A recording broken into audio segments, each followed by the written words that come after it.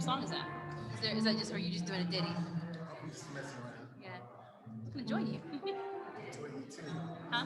Enjoy you. Thank you. I was gonna say I want to join you, Oh, go ahead. but gotta know what keys you're playing. That's D right now. Are you progressing anywhere else? Huh? Are you staying right there? Or are you going to different Yeah, I chords? stay right here. Okay.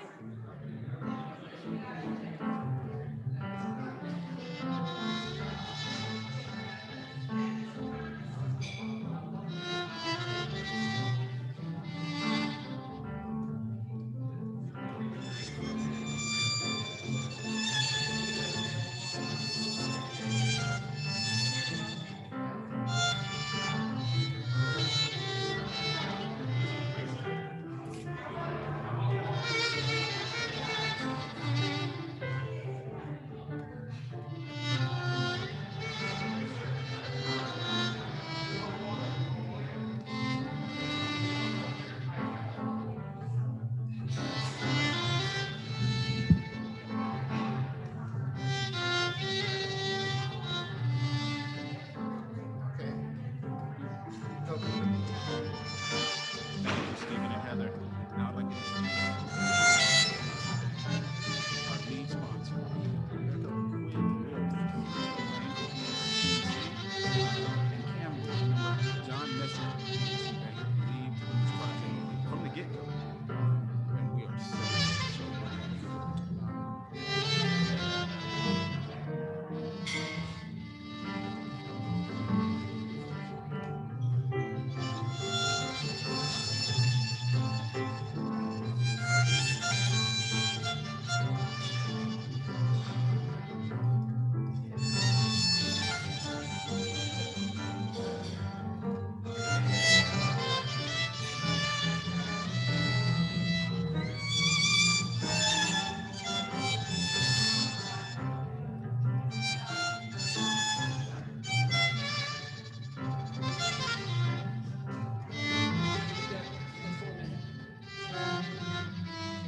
Another donor has made a huge difference to this project. Sounds almost like Grant summertime. Musician Phoenix Foundation got this project off the ground, and Chief Smith Reynolds' ongoing support, engagement with this project has sustained and motivated CAM staff. Please enjoy this statement by Chief Smith Reynolds Foundation Director.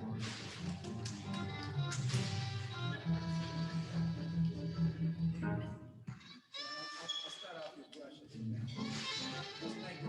Powerful stuff.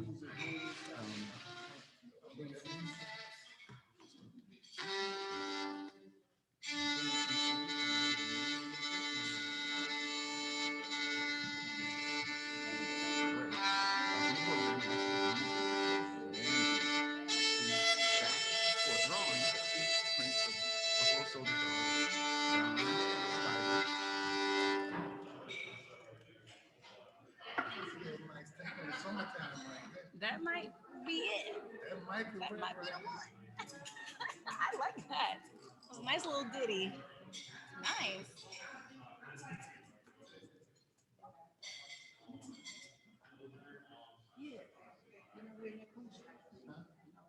I started to put them on. I was like, no.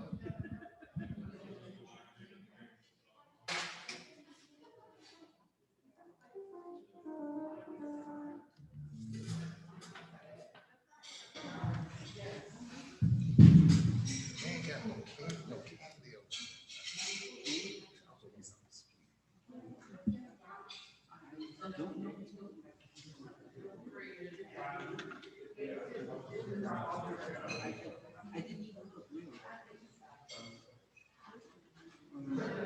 So we went. We have to put our man. Don't you want people to see that smile?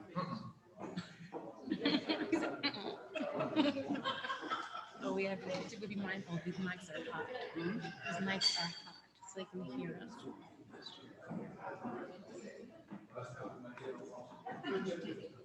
Well, I'll put it this way. You do what you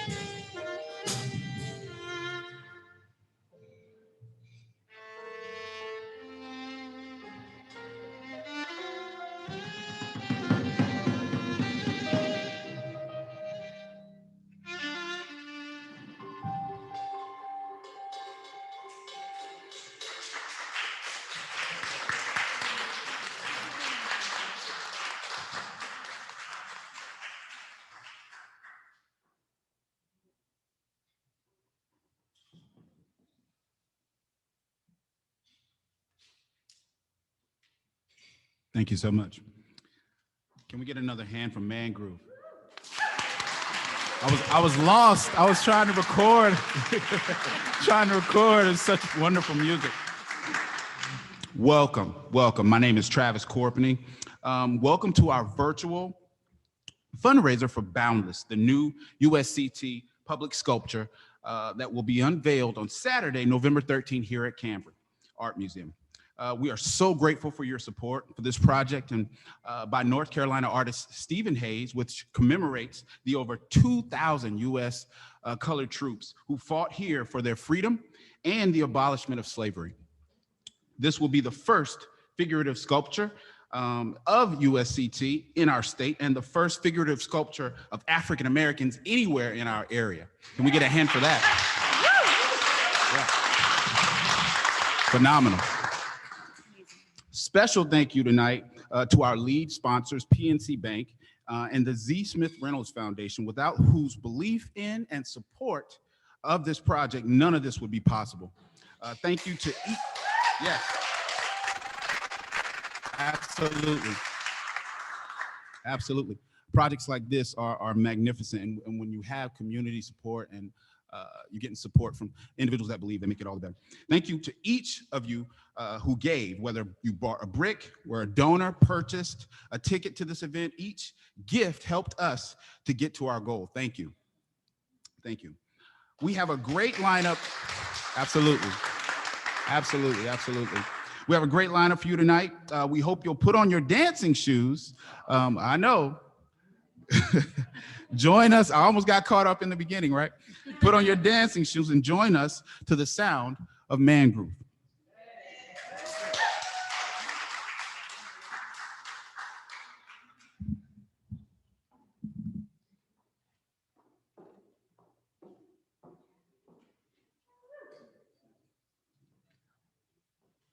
Good evening, everyone. I'm Ann Brennan with Cameron Art Museum, and this is one of the most special evenings in our entire life. And the museum's almost 60 years old. So that's quite an accomplishment for all of us. Travis, we are so honored that you are here as our MC. Thank you. You make it appear that we know what we're doing. Thank you so much, Travis. And Man Groove with us. Oh, my word. And Manny, watching you, the touch with those brushes with Summertime. Wow. My father was a jazz drummer. Oh, man. Oh, thank you. Thank you so much. Thank you so much. We are so honored to have you here. Thank you. Thank you. And Travis mentioned the primacy of large gifts and very much the primacy of small gifts that are all equally important, bringing this project to fruition. Z. Smith Reynolds, Travis mentioned, Z. Smith Reynolds Foundation and PNC Bank. But if it had not been for the brilliant writing and the brilliant leadership every step of the way with this project, Heather Wilson, our deputy director, Heather wrote that grant back to Z. Smith Reynolds back in the day. And we're going to have the great pleasure to have Heather participating in a Q&A with the artist who has created Boundless. So she's here with us, strapped into her headphones and her mask, and she's every now and then slipping a little sip of Sauvignon Blanc. But Heather, thank you.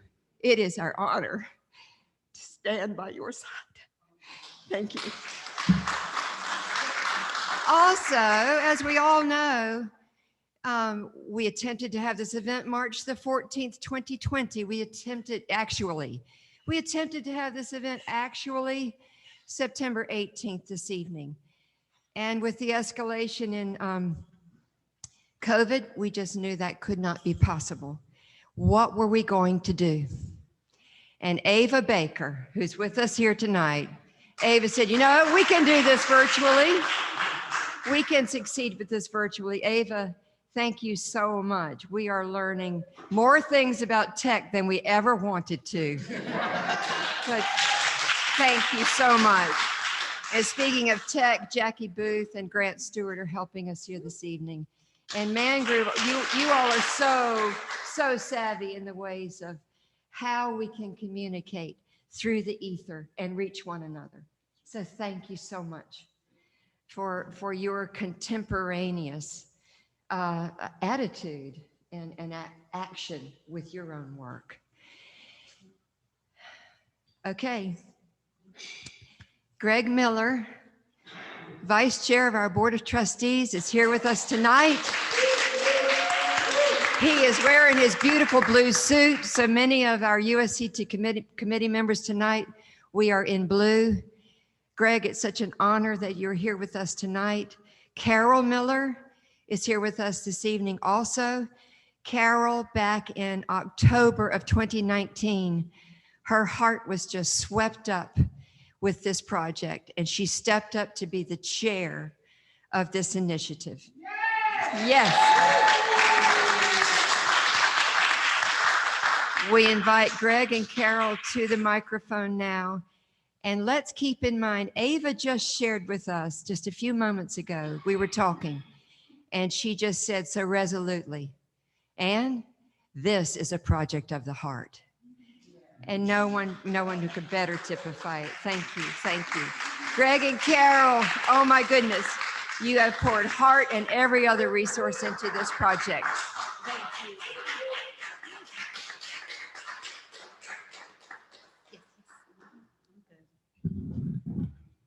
Good evening. If everyone's having a good time tonight. Actually, I would like to begin to express my gratitude and appreciation for all the people that's online watching us tonight.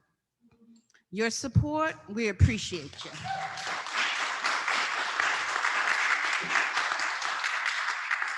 And I want to say a big thank you for this wonderful, amazing fundraising committee. Tonight, they're here with us to support this night. So I'm going to call the names of fundraising committee that's here tonight, and I want you to give them a round of applause at the end once everyone is up here. So I'm going to start with Miss Ava Baker.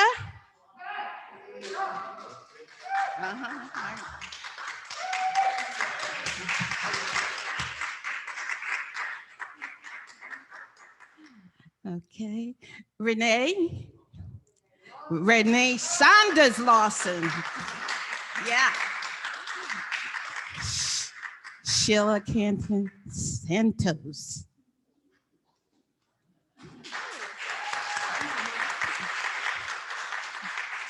Promise Robinson.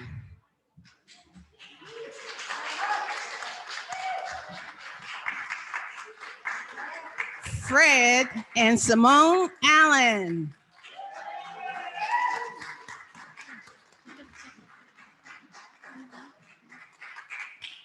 They're here tonight, but we do have committee members who are not here tonight, and I really want to acknowledge them as well. Patty and Russell Hewitt. Bill and Roberta Holden. Ruth Louie.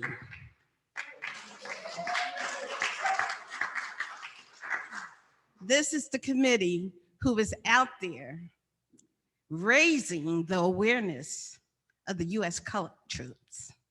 This is the committee who bought pavers, they sold tickets, and I just appreciate them, and I just want to thank you from the bottom of my heart.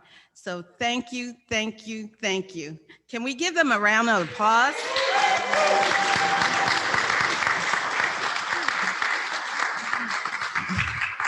I love you all. It's nothing that I have asked of them that they didn't come through, and I am totally grateful. And let me say this, the Cameron Art Museum staff, amazing, visionaries. Let me say Ann Brennan, the executive director, is here.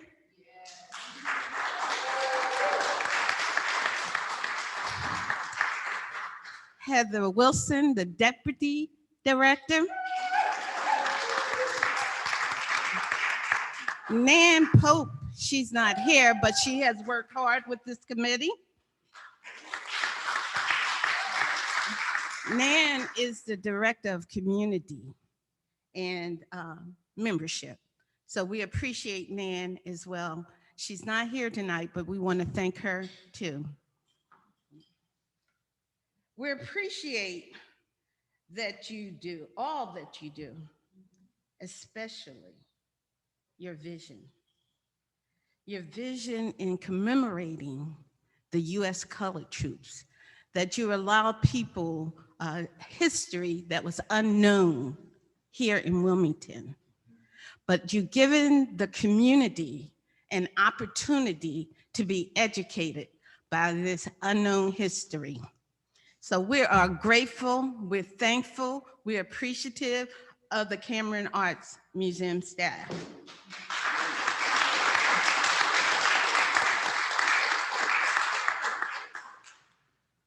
And what can I say? They mentioned the donors. Without them, this night wouldn't have been possible. And we do appreciate them, and we're grateful and thankful. Oh boy, I'm so full with joy about how this came about. As Ann mentioned, I came here with my husband to meet Stephen, the artist of Boundless. The next day, I felt something in my heart, and I called Heather and said, listen, I want to do something. I want to be a fundraiser. I want to be a chairperson. And not too long after that, I called the Fly Girls. Wonderful group of women and men. They brought not only themselves, they brought their husbands to come and be a part of this evening, as well as throughout the last 2 years, because as Ann stated, that we had to cancel twice. And then Ava said, let's do a virtual. And we're here tonight to appreciate all of you who have bought tickets, who have bought pavers, and all the sponsors. We appreciate you all. You're not here, but you're online, and we thank you, we thank you. And without your support, this project would not have been possible. Special thanks to Manny and the Man Groove Band, to the Cam caterers who brought out food and hors d'oeuvres for us tonight, and to those people who donated their time and their money. And last but not least, Stephen Hayes, the artist for Boundless. Each of you have played a part in making history to tell the story of the U.S. colored troops and their contribution to the history, which was fought right on these grounds of the Cameron Arts Museum. So I thank you all for being here. I thank you all for watching, and have a great time at home. Hey.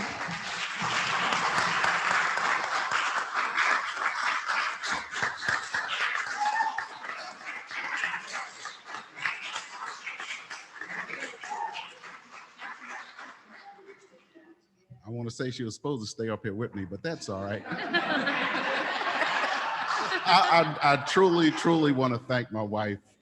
She's really been like a rock through this whole process.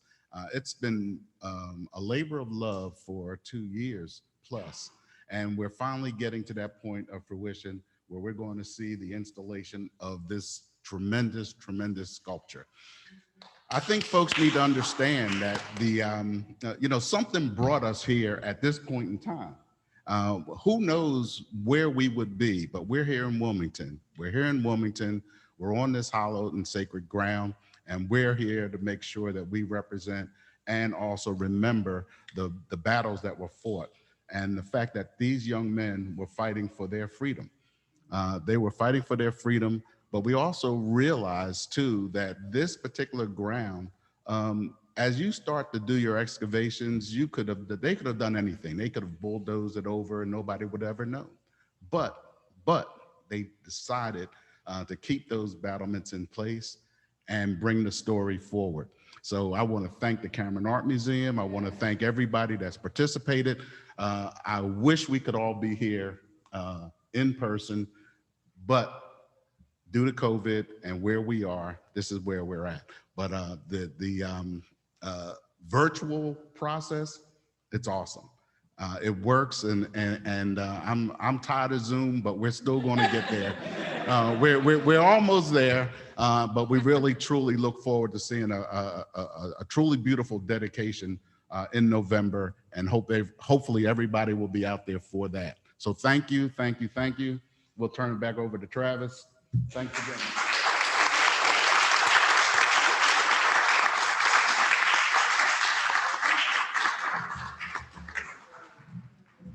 Thank you so much.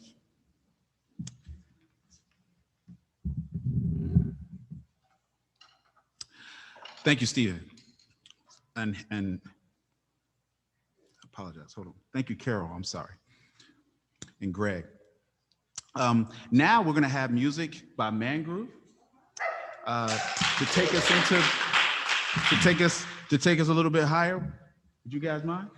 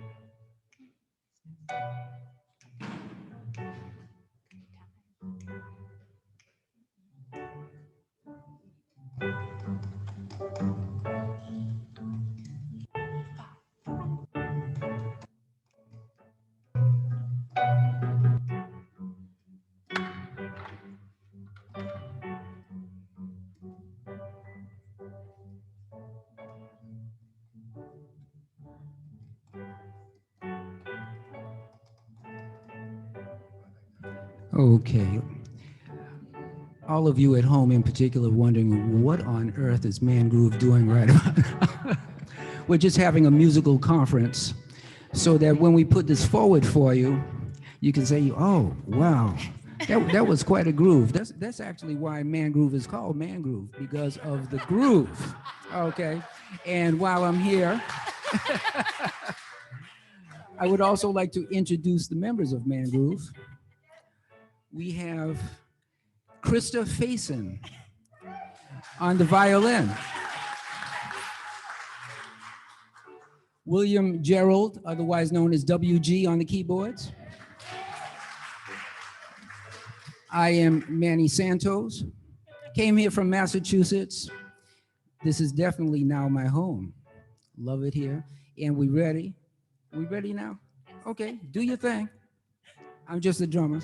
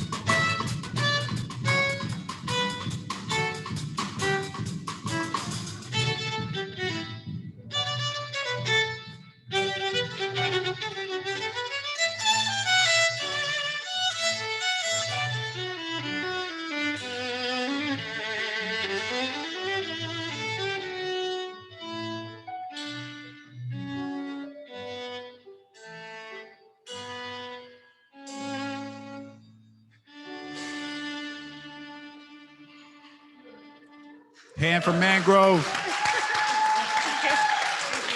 Wow. Wow. You almost made me forget I had a suit on. It's okay. I was like, wait, stop. Jump on in the water. Calm down. Thank you so much. Now we're gonna have Ann come forward to show new images of the sculpture, as well as the beautiful drawings by LS3P architecture firm for the USCT Park.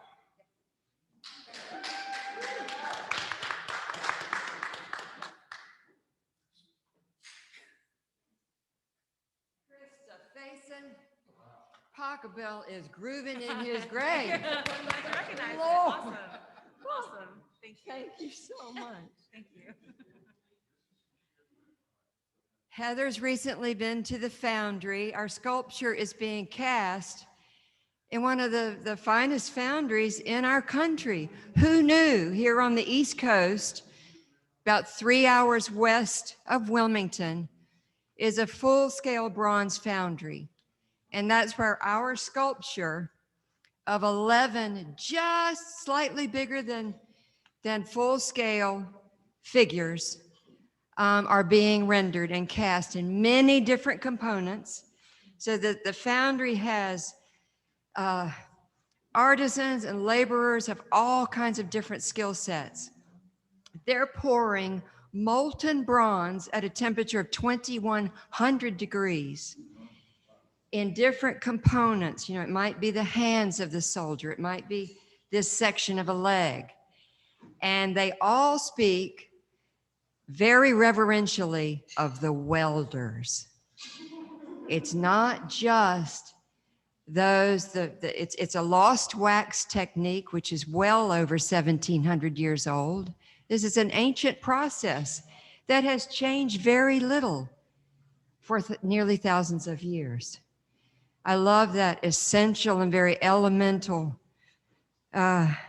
grounding for our work. Also, there's no finer alloy from which to render a memorial. And we decided with Stephen not just to commemorate the Battle of Forks Road and the 2,000 USCT that fought here victoriously with one figure or two figures. We wanted an active rank of men. So there are 3 ranks of 3 men marching abreast, and they are in rather deep relief.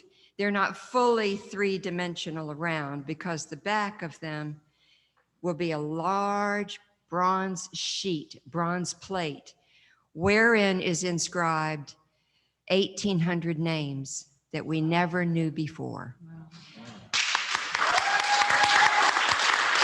Heather Wilson again, she organized a group of volunteer researchers. Jackie Booth, who's running tech here and runs all of our art programs in New Hanover County. Jackie was a volunteer researcher.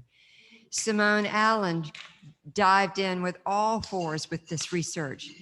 These are names that have been unknown for over 150 years. So these 9 ranks of men will bear the inscriptions of the names, and then breaking out in full 3-dimension will be the drummer, Manny. Yeah. And he's a young'un. And then in front of the drummer will be the color bearer, bearing the Ohio 5th USCT regimental flag, a reproduction of the Ohio 5th. The Ohio 5th was the regiment on the frontmost lines of the front lines fighting this battle that waged for, scholars say, around 31 hours. And even accounts that are written in a Confederate sympathetic voice typify this battle as a near suicidal assault for the USCT advancing. So, Heather, we've got 2 site plans that I'm not seeing what you all are seeing, so I'm going to look in my mind's eye, because we know it fairly well. We have the first rendering up. Okay, The committee and all of the community has worked so hard bringing the sculpture to fruition. But of course, the site is much more than the sculpture, is it not? It's sacred ground that Greg made mention of. Life and blood and heroism are in this site. The sculpture is helping tell that story. Vestiges of the revetments that enslaved labor threw up very quickly before the advance from the Union northward to Battle of Forks Road. It was a 5-mile long trench.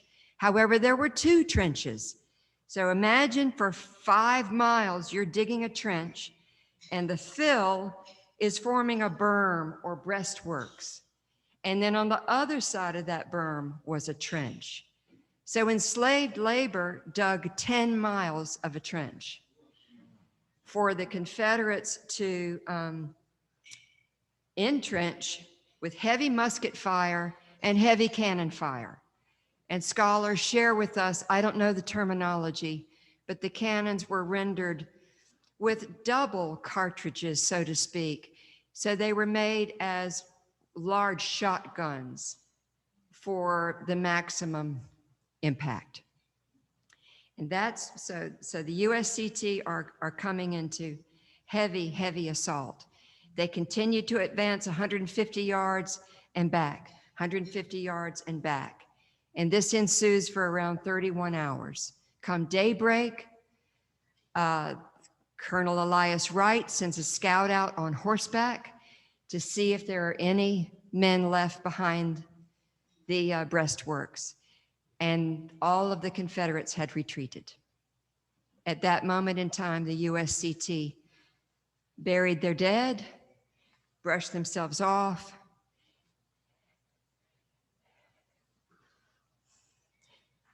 grabbed their flags, marched 3 miles to City Hall at 3rd between Chestnut and Princess. Mayor Wright surrendered the city, and a victory march ensued along Water Street, then back down Front Street, and back up 3rd Street. And those men who fought only on the front lines, Elias Wright only put the USCT on the front lines for this battle. They were told to occupy the back of the parade. That's just part of the story that Greg and Carol share with us, has been so unknown to those of us here in Wilmington and to our country. So it is of no wonder, is it not, that we're receiving national recognition with press. Heather has helped. She's worked with journalists from the New York Times. A major article rolled out in March of 2020. She just met with Kevin Maurer at the Foundry. And Kevin is writing, and Stephen Hayes, the artist, was there. And Kevin is writing an article for the Washington Post magazine. And it will come out in November of 2021. And also, we met with a journalist, she's a freelancer, who writes for Hemispheres magazine of United Air. And that article, imagine the distribution for that. And that will be coming out, we think, in November as well. So we have the vestige of the original breastworks that the Confederates created on this site. We have the sculpture. We have a living road. Museum people tend to reinterpret things and make things sort of nice, or maybe write too much didactic information. We haven't touched this road. It is exactly as it was. It's called Federal Point Road. It is on our site. We are stewards of it, as we are of all the property. And it was for many years of the war entitled Confederate Point Road. With the final victory of the Union advance on Fort Fisher in January of 1865, that road changed its name to Federal Point Road. And it is right on Federal Point Road where we're installing the sculpture. So Manny, it's not up on some high plinth. If you want to touch that drummer, you want to touch his hands, the artwork is accessible to all of us. So we need lighting, we need security cameras, and we went to the brilliant design firm of LS3P. Also, Charles Boney serves as our fellow trustee with Greg Miller on the Cameron Art Museum Board of Trustees. This project, Ava, it's a project of Charles' heart too. Charles dived into it and has done, Carol, you talk of vision. Charles has brought his vision and his skills to the project. So you see, we have sold, 263, 65 pavers-ish. We need the pavers as a part of the site as well. So you're seeing the advance. We will install the pavers when you approach the site. You'll be reading your pavers and seeing your friends' pavers. There will be a naming opportunity for the USCT Park. So that will be the marker at the entrance. And 90 meters along that paver path, wherein Charles, our designer, he's got a wonderful development mind in that he has left space for more pavers. Carol, you'll be pleased with that. We are, with Charles and LS3P's help, constructing an interpretive center site. Also, Heather has written and worked very closely with the American Civil War Trails on this copy and this research. The sculpture will be there. The security cameras will be installed in about 4 weeks. The pavers are coming in next week, Heather, I believe. And it was Charles' idea to break up the current sidewalk that we have and lay a new path for our donors. And also, Charles, he has such a vision. He knows we absorb information in multiply intelligent ways. And he knows this site bears such a strong story and such a continuum of stories that we need to learn and voices that we need to hear. The site will have inscriptions of quotes generously. Oh, where's my book? Oh, I'm sorry.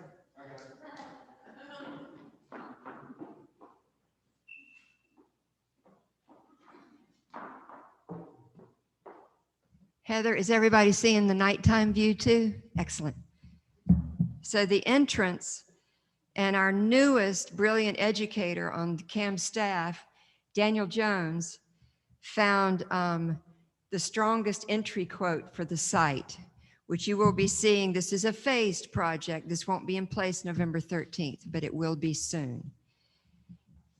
I don't know if you've ever attended a fundraising event that has required reading, but this is a required book written by David Siselsky, The Fire of Freedom, about Abraham Galloway. This is a must read to learn all our story, all of our story. So Daniel found this extraordinary quote from, as you know, New Bern fell to Union occupation as early as 1863, when the Emancipation Proclamation freed Black men to serve for the federal government. And there's a sergeant, an amazing sergeant, Charles Brown. He mustered out of New Bern, and we haven't followed what happened to Sergeant Brown yet.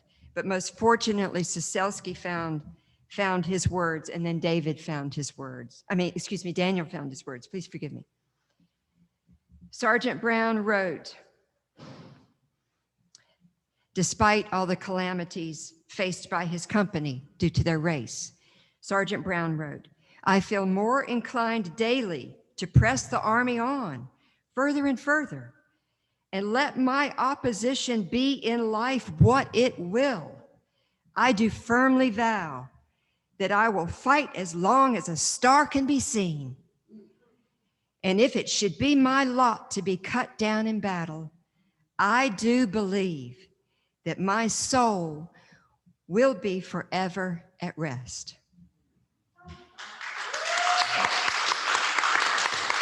Thank you. Thank you.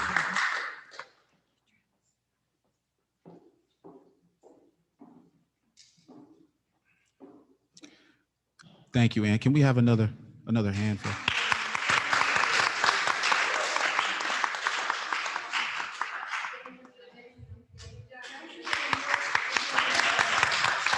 Thank you so much. Wow. Come behind that. Now we're gonna have a Q&A with Stephen. Is everything queued up and ready to go? Thank you so much.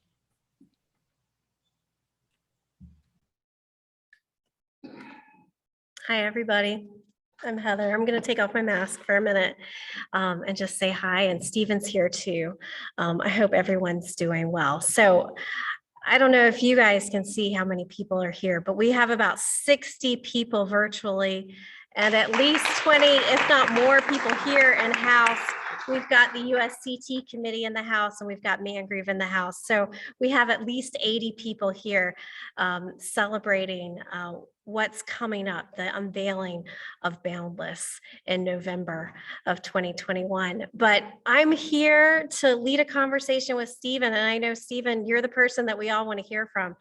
I want to ask you, why is the sculpture important? Why is it important to you?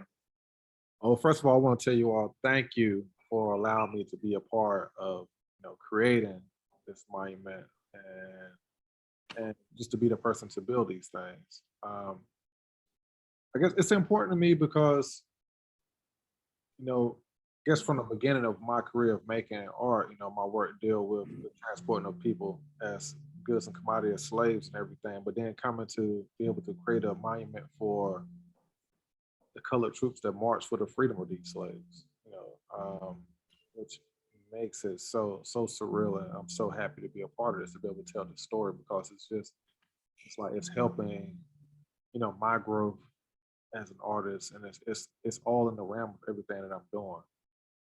And just to be able to hear what Ann just said, as far as they were the first on the lines to fight and the last to be able to celebrate for, this win is so amazing. Just to hearing that, like, you're fighting for your freedom, but you can't even celebrate, be on the front line to celebrate for this, even though you was on the front line to die. I'm honored to make something for them, to honor them, and to let them know that, just because you was the front and was the last to celebrate, you are honored right now.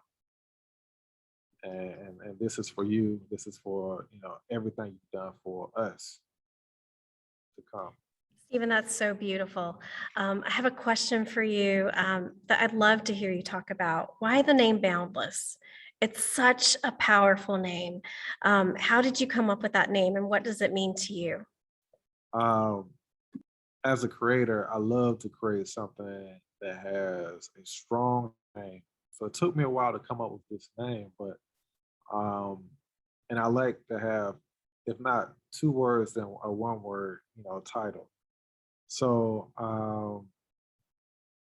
just thinking about the endless fight that they had to continue to do, like, this is a fight that's continuing on, even though, it happened then, but it's a fight that's continuing to go now.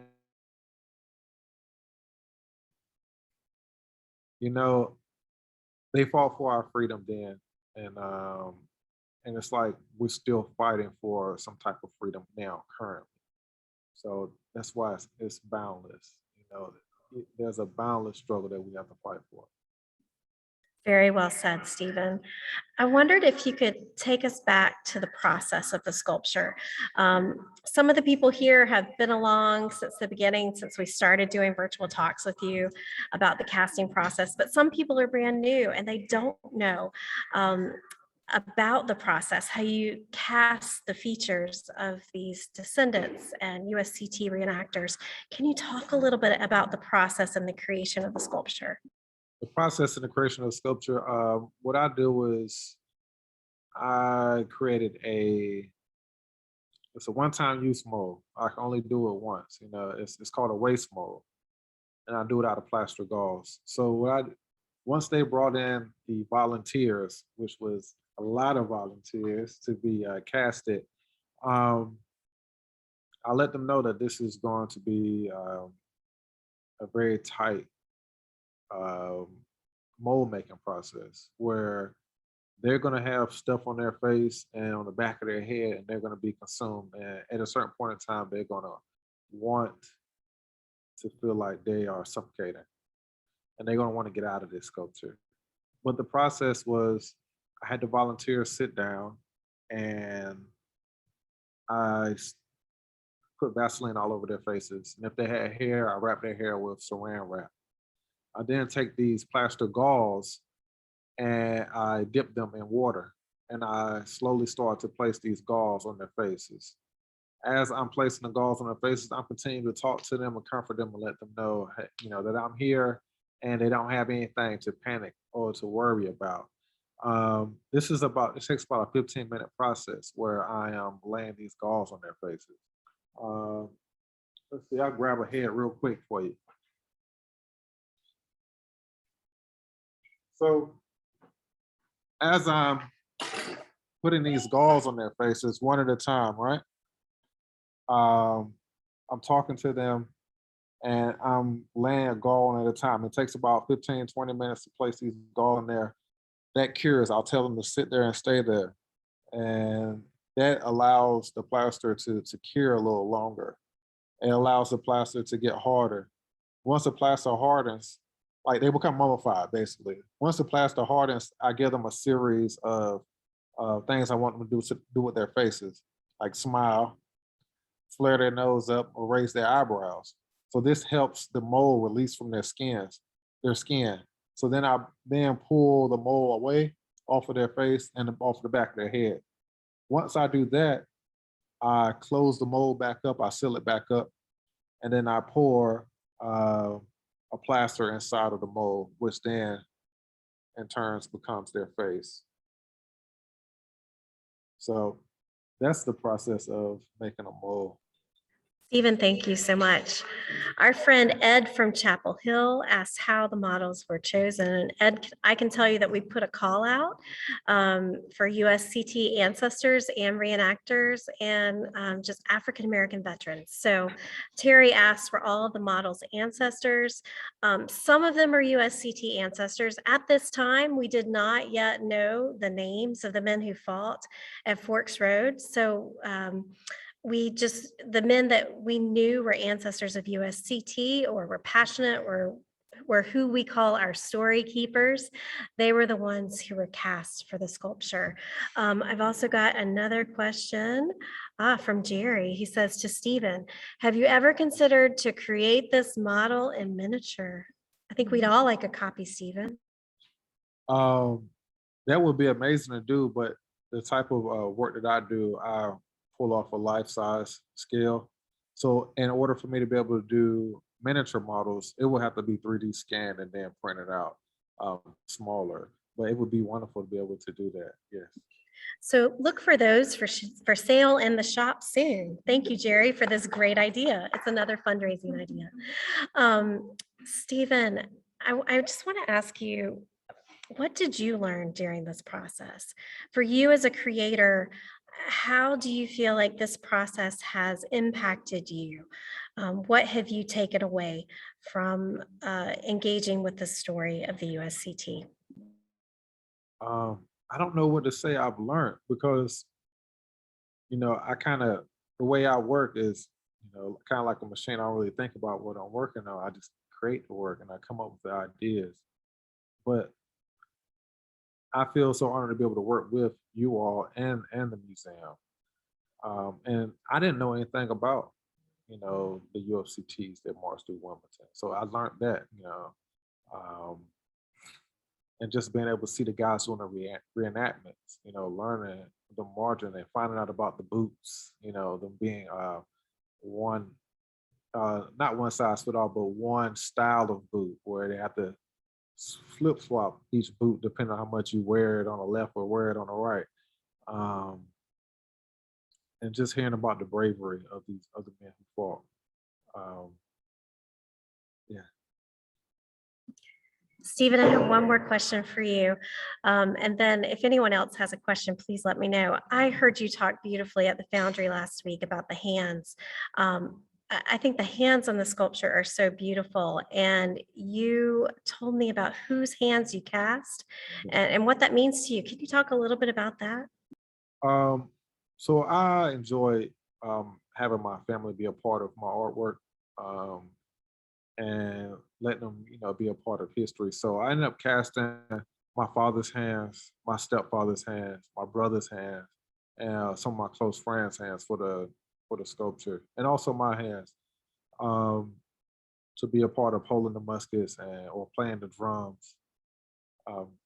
That's important to me. My father and my stepfather are also veterans. So putting them in a part of the sculpture, it's amazing to me. But not only that, putting the people who are descendants or people who, who are part of the sculpture means a lot to me, because there's no, I don't think there's any other sculpture that's out there or monument that's out there that allows living people that are part of it, pulling from them, and just thinking about that history, that this face of this person is actually, passed down, from then, that history is all in that sculpture. Absolutely. We've got a question from Bobby.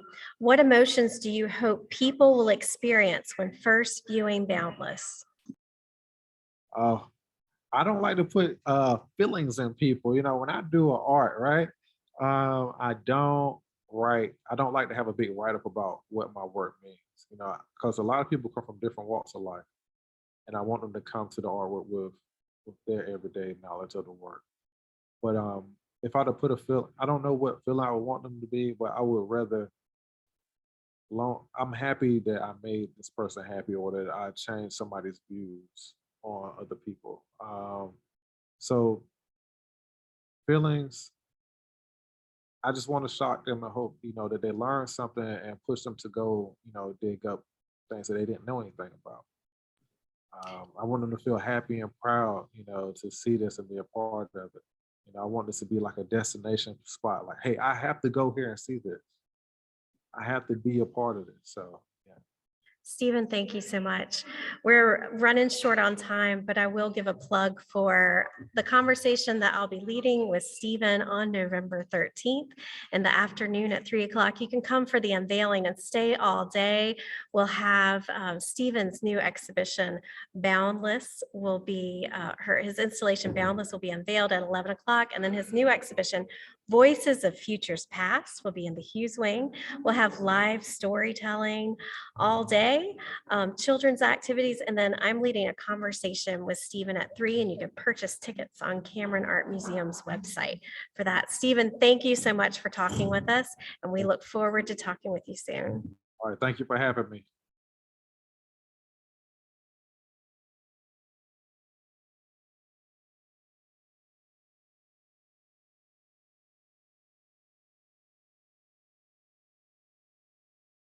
Means to our community. Currently, I work a lot with kids and children, and when you think about educating our children, right, and they're not being this is a live, a physical representation of people that look like children of men of color, looks like them, that they can learn about. I mean, where else in our city does that exist? And when you talk about education right now, and not to get into too much detail, but the things that children of all colors, right, all backgrounds, need to learn about, what happened and the contributions of African Americans. I mean, that's huge. The impact of this is huge. I already plan on bringing groups of children out. I already got it on my mind. I already have a plan, bringing students out. And actually, one of the models for the sculpture was one of my former students. He just graduated. I will let you know that. But just think, yeah, took some extra time. I wanted to make sure I said that, because I mean, think about that. Where else in our community can you bring them and they see that, So now I'd like to introduce the video by PNC Bank, our lead sponsor. Rebecca Quinn Wolf and Kristen Lane from PNC and CAM board member John Messick of PNC Bank have believed in this project from the get-go. We're so grateful. Thank you.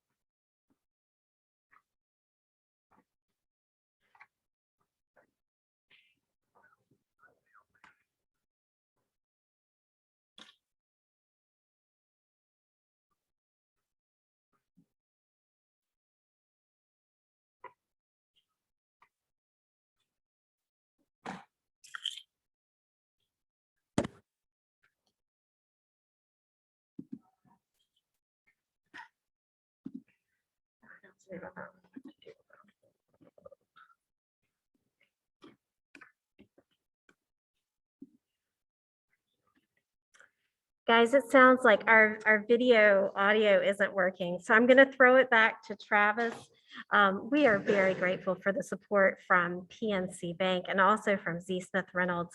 I will upload these videos onto our Facebook page so that you can hear them there. But right now, we're going to go back to Travis. Thank you so much. Thank you so much. Thank you so much. And hopefully we'll have a chance to watch the videos maybe a little later from PNC Bank. Another donor that has made a huge difference for this project, a grant from Z. Smith Reynolds got this project off the ground. And Z. Smith Reynolds is ongoing engagement with this project has sustained and motivated CAM staff.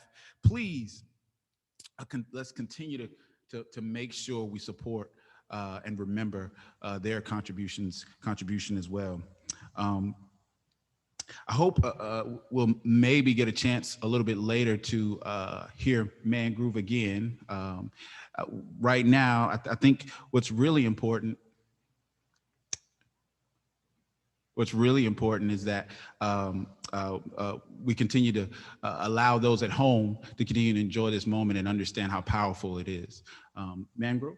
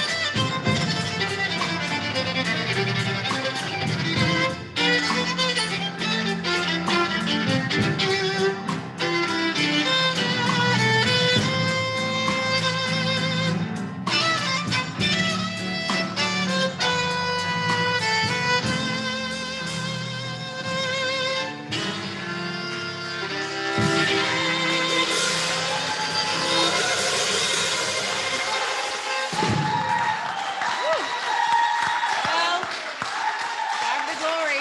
Amen. Thank you. Thank you. Thank you. Thank you. Wow.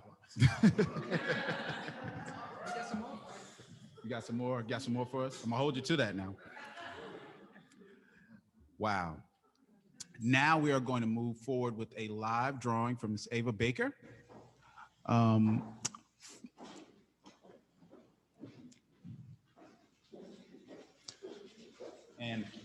I'm going to hold up. Okay. They're going to hold up. This is for two prints of Buffalo Soldiers by Don Stivers.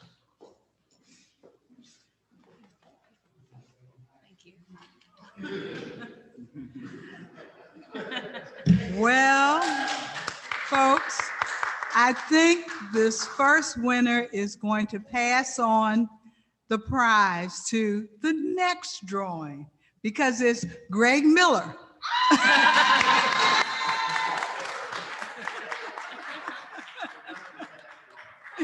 Well, thank you, Greg. Thank you. As a board member, I'm sure this will be greatly appreciated by someone else. All right, so we have Beverly Phillips.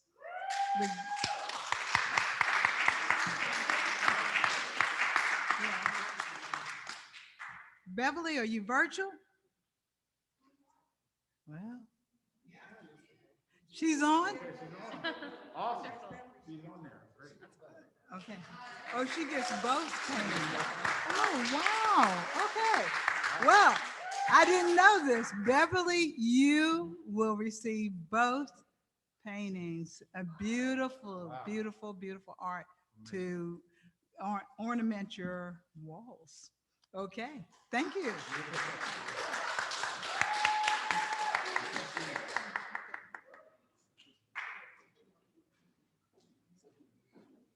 Thank you, Ms. Baker. Thank you for helping us move.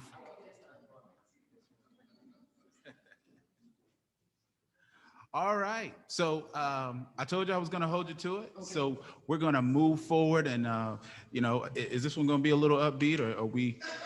I don't know. Should I tell them should I tell them to pull out their dancing shoes on this one? Definitely dancing shoes. Oh, definitely dancing shoes. So, all right now. So, without further ado, Man Groove.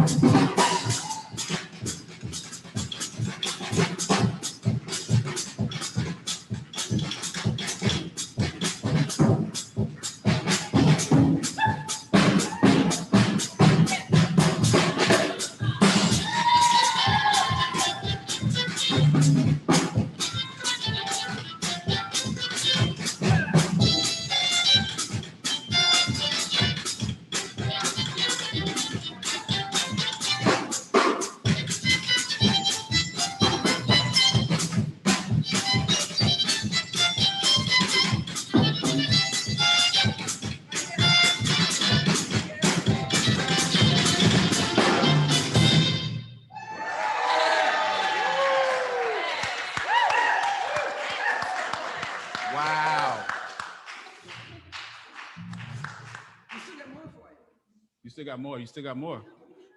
I'm ready. I'm ready. I'm ready. Hey, don't tempt me with a good time. All right. You guys ready? All right. Let's take it.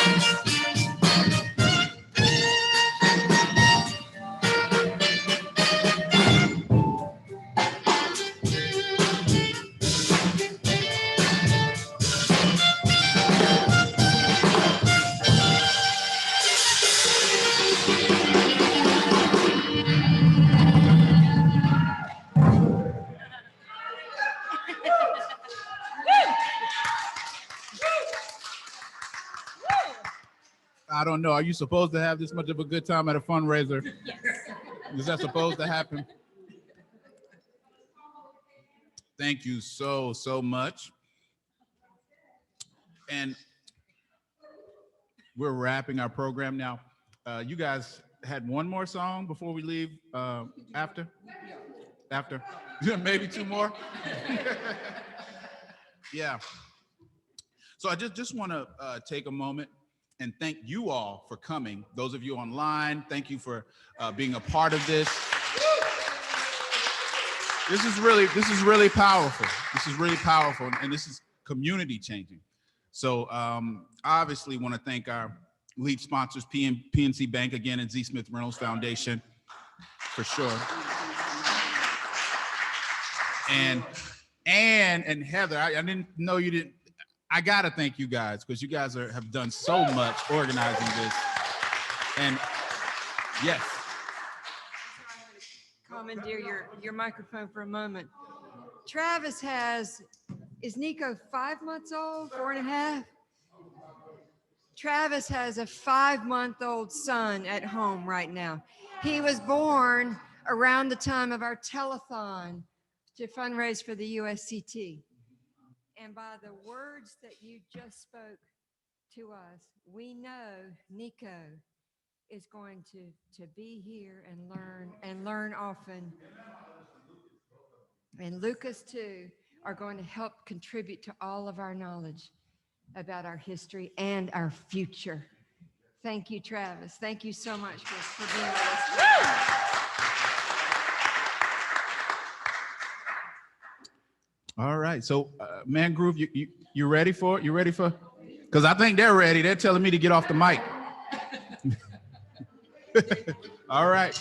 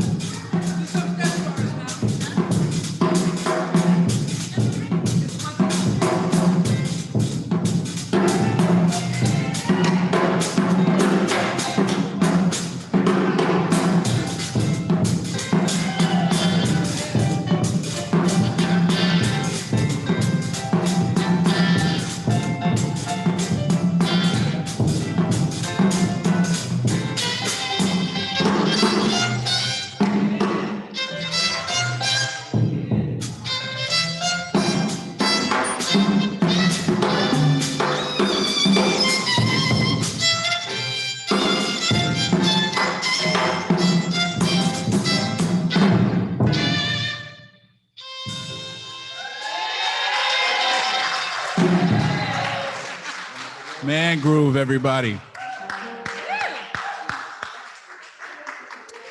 All right. Have you started having a good time yet?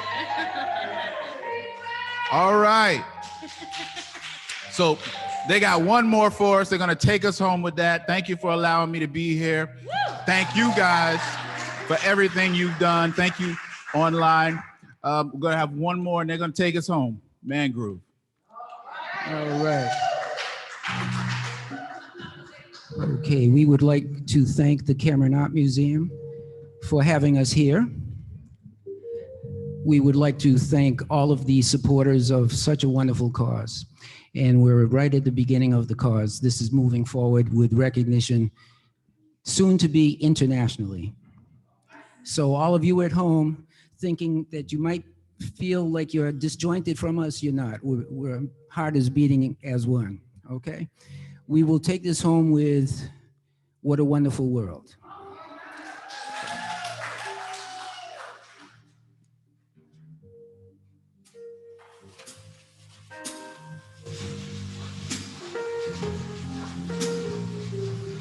I'd like to introduce once again Krista Faison on violin, William Gerald, WG on the keyboards, yours truly, Manny Santos. Thanks for having us. Thanks for sharing your time and your life with us also. I see trees of green, red roses too. I see them bloom for me and for you. And I think to myself, what a wonderful world.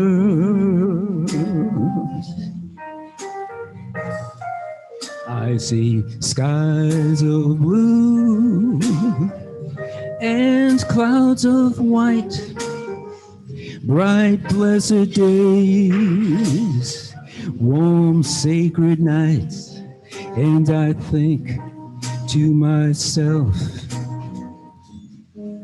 what a wonderful world.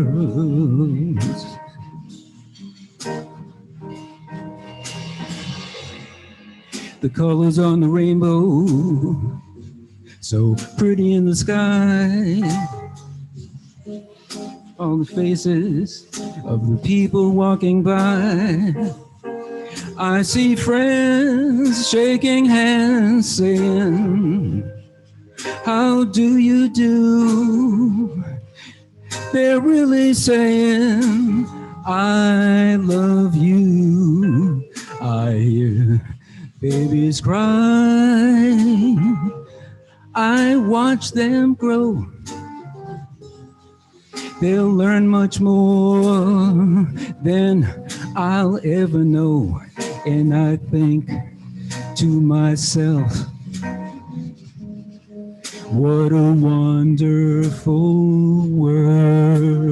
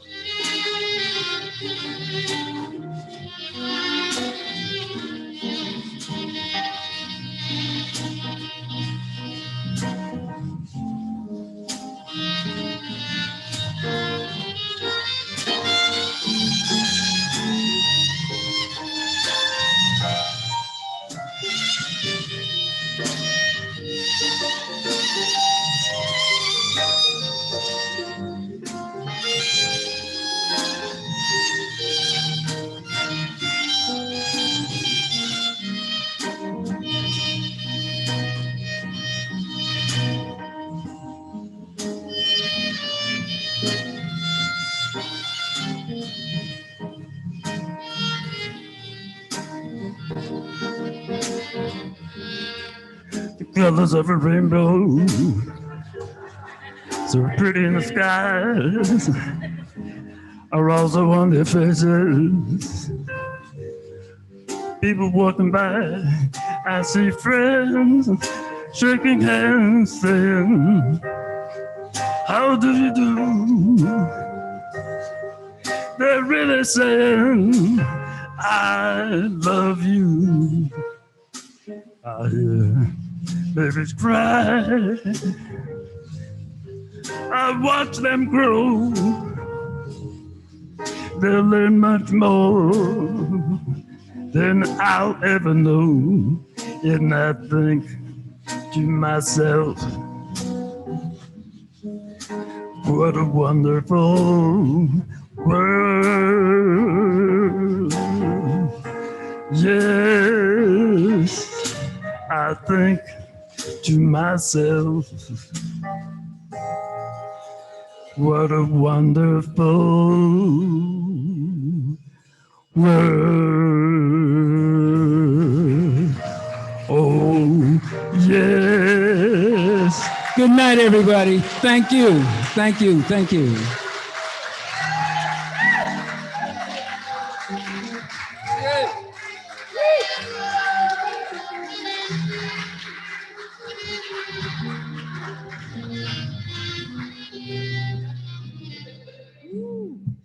Good night.